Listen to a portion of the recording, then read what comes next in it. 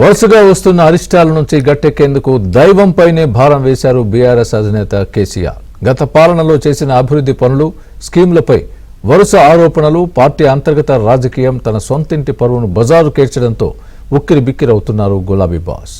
కాళేశ్వరం ప్రాజెక్టులో అవకతవకలపై జస్టిస్ చంద్రఘోష్ నివేదిక ఎటు దారి తీస్తుందోనన్న ఆందోళన, ఇంకా విద్యుత్ కొనుగోళ్లు, గొర్రెల స్కామ్, ఫోన్ ట్యాపింగ్ కేసులతో ఊపిరి సల్పడం లేదు.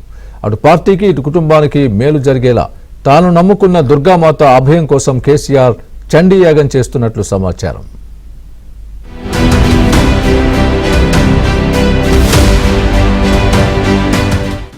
తెలంగాణలో చండీయాగానికి బ్రాండ్ అంబాసిడర్ గా కేసీఆర్ ప్రసిద్ధి. తెలంగాణ రాష్ట్ర సాధనకు ముందు, ప్రత్యేక రాష్ట్రం సిద్ధించిన తర్వాత ఆయన చండీయాగం చేశారు. 2014, 2018 ఎన్నికలకు ముందు కూడా యాగాలు చేసిన కేసీఆర్ అందుకు తగ్గ ఫలితాలు పొందారు. ఒక రకంగా చెప్పాలంటే కేసీఆర్ కు చండీయాగం సెంటిమెంట్.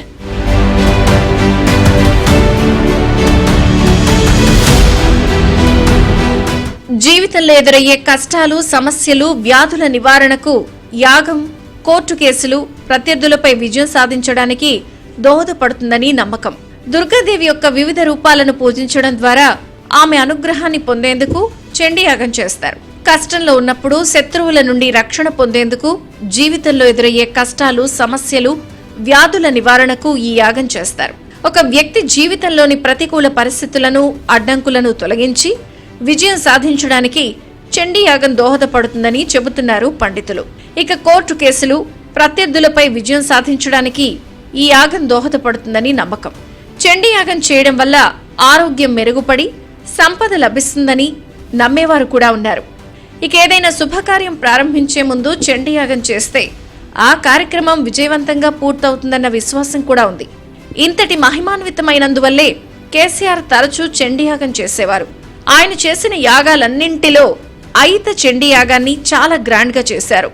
దేశం నలుమూలల నుంచి వేద పండితులను రప్పించి 2019 జనవరిలో తన ఎర్రవెల్లి ఫామ్ హౌస్ లో 5 రోజుల పాటు సహస్ర చండీయాగం చేపట్టారు. రోజుకు రంగు వస్త్రధారణతో నియమ నిష్టలతో చేపట్టిన ఈ యాగానికి అప్పట్లో సాధారణ ప్రజలను కూడా అనుమతించారు.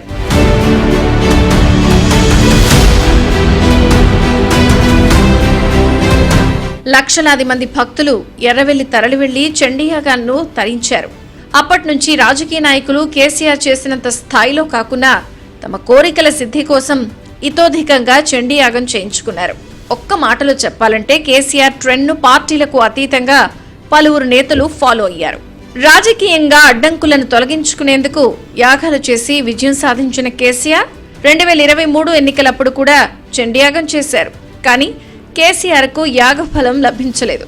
2023 అసెంబ్లీ ఎన్నికల్లో బీఆర్ఎస్ పార్టీ కాంగ్రెస్ చేతిలో ఓడిపోయింది. దాదాపు 10 ఏళ్ల పాలన చేజారి ప్రతిపక్ష పాత్రకే పరిమితమైంది. అది మొదలు కేసీఆర్ కు, బీఆర్ఎస్ కు కష్టాలు మొదలయ్యాయి. అసెంబ్లీ ఎన్నికల్లో పరాజయాన్ని లోక్సభ ఎన్నికలతో భర్తీ చేసుకునేందుకు చేసిన ప్రయత్నాలు ఫలించలేదు. లోక్సభ ఎన్నికల్లో మరీ ఘోరంగా ఒక్క సీటు గెలుచుకోలేకపోయింది బీఆర్ఎస్. ఇక అప్పటి నుంచి కష్టాలు రెట్టింపయ్యాయి.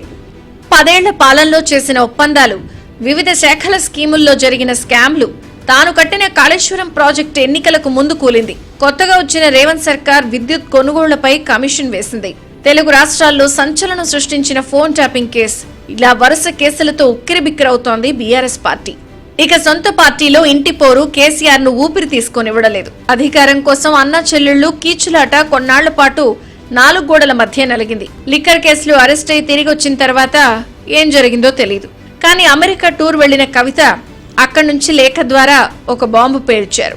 కేసీఆర్ చుట్టూ దెయ్యాలున్నాయి అన్నది ఆ లేఖ సారాంశం. ఆ తర్వాత పరిణామాలు అందరికీ తెలిసినవి. బీఆర్ఎస్ లో ఉంటూ ధిక్కార స్వరం వినిపిస్తున్న కవిత బీసీలకు 42% రిజర్వేషన్లను తెచ్చిన రేవంత్ సర్కార్ నిర్ణయాన్ని స్వాగతించారు.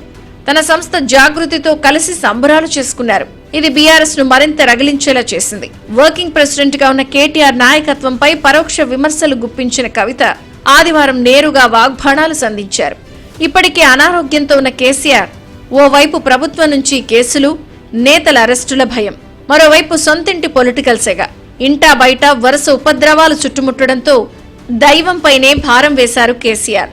అందుకే పండితుల సూచన మేరకు మళ్లీ చండీయాగం నిర్వహిస్తున్నట్లు సమాచారం. ఎర్రవెల్లి ఫామ్ హౌస్ లో 3 రోజుల పాటు 15 మంది ఋత్విక్కులతో కేసీఆర్ శోభ దంపతులు ప్రధాన కర్తలుగా యాగ నిర్వహణ చేసినట్లు తెలిసింది. అయితే కేసీఆర్ చేస్తున్న ఈ యాగానికి ఎమ్మెల్సీ కవిత హాజరవుతారా లేదా అన్న చర్చ నడుస్తోంది. పార్టీ నుంచి దాదాపు తెగదెంపులు చేసుకున్న కవిత బీసీలకు 42% రిజర్వేషన్లు అమలు చేయాలంటూ దీక్షకు దిగారు.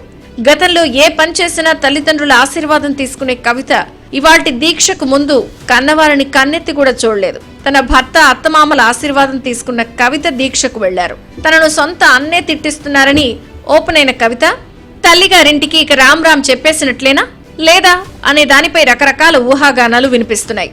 అయితే ఎర్రవెల్లి ఫామ్ హౌస్ లో కేసీఆర్ కానీ బీఆర్ఎస్ కానీ ఎలాంటి యాగాలు చేయట్లేదు. కనీసం నిర్ధారించుకోకుండా వార్తల పేరుతో చేస్తున్న దుష్ప్రచారాన్ని తక్షణమే నిలిపివేయాలని ప్రకటన విడుదల చేసింది బీఆర్ఎస్. అయితే దైవభక్తి మెండుగా ఉన్న కేసీఆర్ కష్టకాలంలో ఉన్నారు.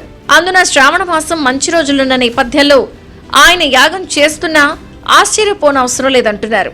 ఎప్పుడు యాగం చేసినా ప్రచారం చేసుకునే బీఆర్ఎస్ నుంచి ఈసారి ఖండన రావడం ఇదే తొలిసారి. అయితే మీడియాలో కొంపలు మునిగే బ్రహ్మాండం బద్దలయ్యే వ్యతిరేక వార్త కాదు, పూజలు చేస్తున్నారని కొందరి ద్వారా సమాచారం లీక్ అయింది. ఆ విషయాన్నే మీడియా ప్రచారం చేసింది. ఇంత చిన్న విషయానికే అంత ఉలిక్కిపడిన బీఆర్ఎస్ ఖండన ఎందుకిచ్చిందో అర్థం కావడం లేదు.